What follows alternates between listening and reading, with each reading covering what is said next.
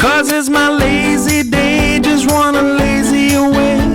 Ain't gonna do a thing for the rest of the day. You can try to seduce me, make me wanna play. I don't know about that. I don't know about that. Coucou, j'espère que tu vas bien. Bienvenue dans une nouvelle vidéo de The Played Life. Aujourd'hui, on retourne un peu aux sources de cette chaîne où je te parle un peu productivité, bien-être et tout. Et du coup, on va parler des habitudes et comment tu peux faire en sorte qu'elles marchent pour toi et pour tes objectifs et pas que ce soit juste des habitudes destructrices qui sont pas très cool. C'est parti!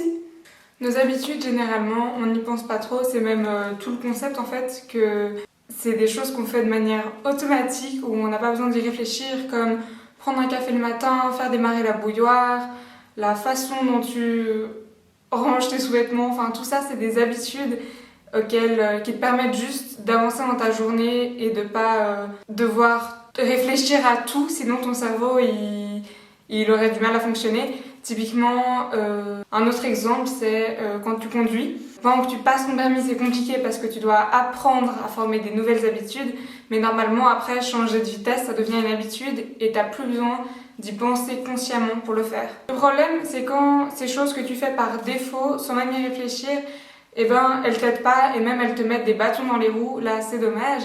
Et du coup, ça veut dire qu'il est temps de mix it up et changer un peu tes habitudes. C'est d'ailleurs pour ça qu'il y a 1001 vidéos sur les habitudes des girl boss, les habitudes des gens qui réussissent, blablabla. Parce que, en fait, toutes les petites choses comme ça, mises bout à bout, bah, ça peut pas mal changer ton quotidien, ta routine et au final, qu'est-ce que tu arrives à accomplir. Du coup, c'est pour ça que c'est quand même quelque chose à ne pas sous-estimer. Donc il y a trois types d'habitudes. Il y a les habitudes constructives. Donc ça c'est les habitudes qui sont positives, qui te permettent d'être efficace, d'avancer vers tes goals et de globalement bien gérer ta vie et bien réussir. Il y a les habitudes neutres auxquelles on pense pas trop et c'est généralement celles qu'on a le plus, comme la façon dont tu ranges ton linge, le fait que tu te laves les mains après être allé aux toilettes. Des choses comme ça, c'est neutre et ça va pas impacter ta vie de manière drastique. Et sinon, il y a les habitudes négatives où celles-là, bah, c'est celles dont on entend le plus parler généralement. C'est par exemple si tu grignotes entre les repas ou c'est vraiment des habitudes qui t'aident pas et qui te mettent des bâtons dans les roues, qui t'empêchent d'avancer vers tes objectifs. Et du coup, bah, c'est clairement sur celle-ci qu'il faut travailler, mais tu peux travailler tu peux à la fois essayer de supprimer tes habitudes négatives et aussi essayer d'en créer des nouvelles constructives. Donc là, même juste pendant que tu es en train de regarder la vidéo, tu peux déjà mentalement te dire un peu ok, j'ai telles et telles habitudes, elles vont dans quelle catégorie. C'est assez instinctif de déterminer si c'est des bonnes habitudes ou des mauvaises habitudes. Généralement, on le sait. Ça ne nous empêche pas de le faire quand même. Et c'est vrai que perso, je trouve assez cool et c'est vraiment une bonne idée si les choses qu'on fait automatiquement sans trop réfléchir et qu'on fait vraiment par défaut en fait, elles nous permettent déjà d'avancer dans des objectifs plutôt que nous empêcher d'avancer. Comme ça, bah, toi tu fais pas plus d'efforts une fois que tu as créé la nouvelle habitude, mais tu as quand même plus d'accomplissement et tu arrives mieux et ta vie est plus facile, du coup c'est plutôt cool.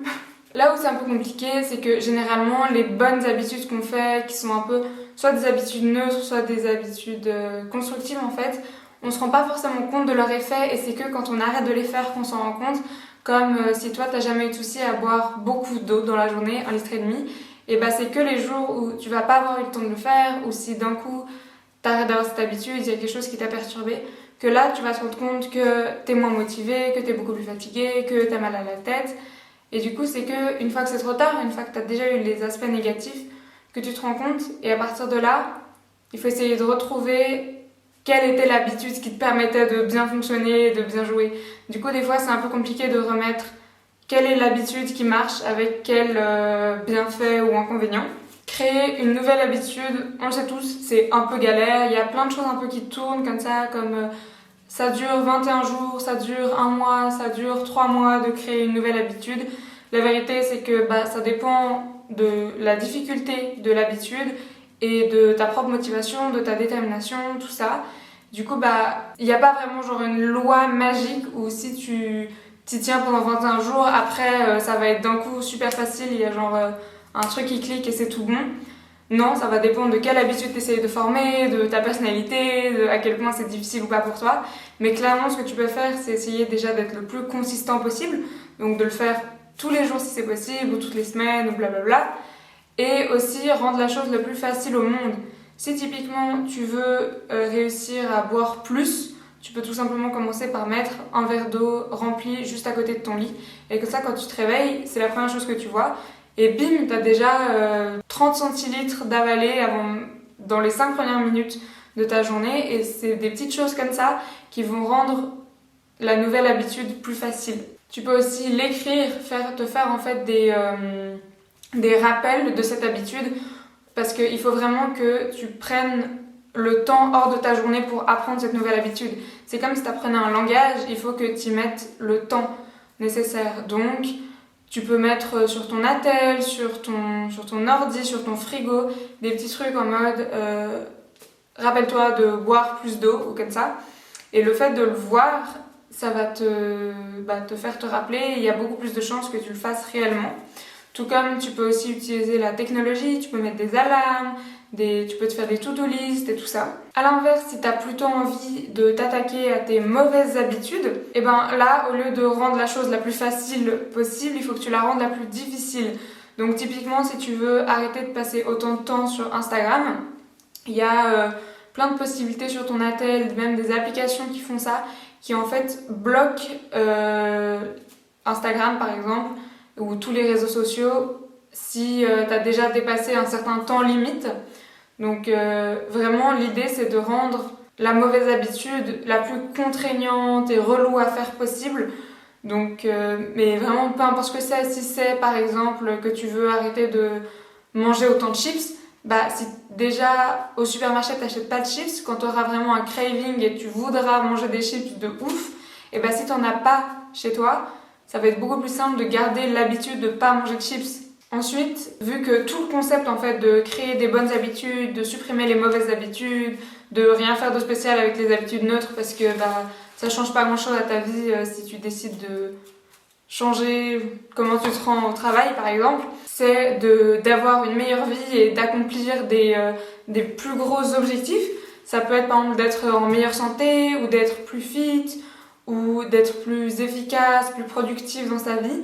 Et du coup, il faut vraiment que tu penses à cet objectif de base, ce méga objectif un peu, et que tu te crées un plan d'action. Et ces plans d'action, à chaque étape, c'est des nouvelles habitudes qui viennent se rajouter. Et après, tu peux encore les casser en plus petites habitudes.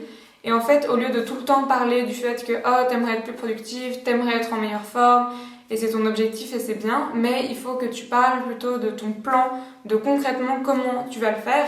Et t'en parles à des amis ou des gens proches, histoire qu'ils puissent vraiment te motiver, te tenir en fait. Si t'en parles à quelqu'un, en fait, il y a beaucoup plus de chances qu'après tu vas vraiment le tenir parce que t'as dit à la personne que t'allais le faire, du coup maintenant il faut que tu le fasses, tu vois.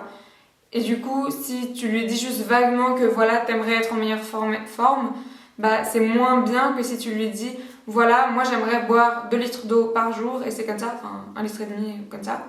Le plus c'est actionnable, le mieux c'est.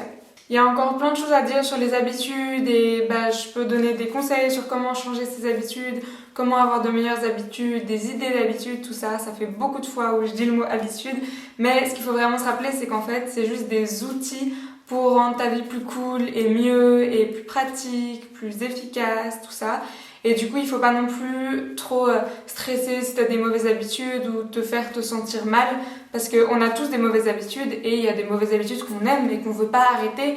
Et voilà, c'est comme ça. Et il faut aussi se donner un peu de temps et d'espace pour juste vivre parce que peut-être que sur le papier, c'est bien d'avoir que des bonnes habitudes et de vivre une vie saine et tout ça, mais en temps... le but de la vie c'est aussi de profiter, du coup mange ton paquet de chips sans stress, tu vois. Voilà, c'est sur cette note que je vais finir cette vidéo. Du coup ça m'a fait super plaisir de parler avec toi comme à chaque fois. Prends soin de toi, bisous.